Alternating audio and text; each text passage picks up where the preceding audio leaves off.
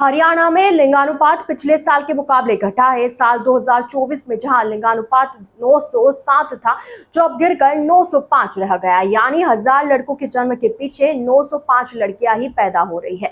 लिंगानुपात को सुधारने के लिए ही प्रदेश सरकार ने गर्भवतियों का रजिस्ट्रेशन जरूर किया था। अब प्रदेश में 20,000 से अधिक ऐसी गर्भवती आइडेंटिफाइड की गई है जिनके पास संतान के तौर पर लड़का नहीं है। ऐसी महिलाओं पर विभाग विशेष नजर रख रहा है।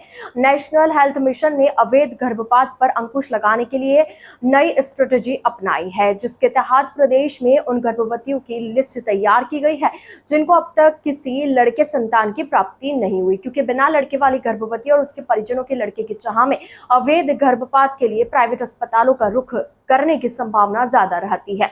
इसी को लेकर स्वास्थ्य विभाग ने ग्रामीण और अर्बन नोटिफाइड स्लम एरिया में रहने वाली बिना लड़के संतान वाली 20,000 से ज्यादा गर्भवती और परिवार की पहचान की। इन पर आशा और आंगनबाड़ी वर्कर नजर रखेंगी।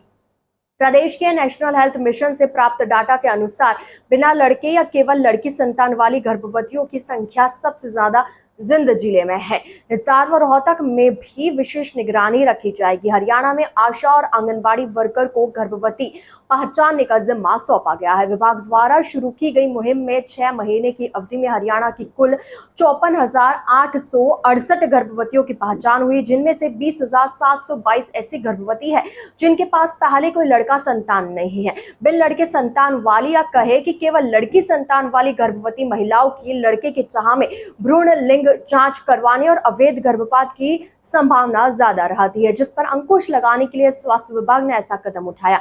बिन लड़के संतान वाली गर्भवतियों की पहचान करने के लिए रणनीति को अमले में जामा पहचाने के लिए आशा वर्कर और आंगनबाड़ी वर्कर की ड्यूटी लगाई है, जिसके तहत ग्रामीण और अर्बन नोटिफाइड स्लम एरिया की हरियाणा की करीब 2.5 करोड़ आबादी को कवर किया गया। ग्रामीण एरिया में करीब 18,000 आशा वर्कर ने 1.80 करोड़ आबादी को कवर किया और बिना लड़के संतान वाली गर्भवती महिलाओं की पहचान की। हरियाणा में 20,722 गर्भवती महिलाएं चिन्हित की गई। उन पर निगरानी रखने की जिम्मेदारी 20,720 साहली यानी कि आशा और आंगनबाड़ी वर्कर की है।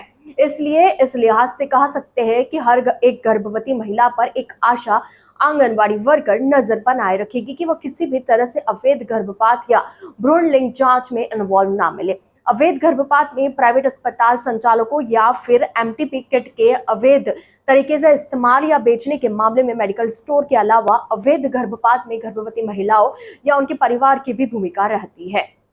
अब ऐसी स्थिति में प्राइवेट अस्पतालों और मेडिकल स्टोर संचालकों के अलावा अगर लीगल पहलू की अनदेखी करते हुए गर्भवती महिला या उनके परिवार की अवैध गर्भपात या भ्रूण लिंग जांच में किसी तरह की संलिप्तता या भूमिका मिलती है तो उन पर कार्रवाई तय है।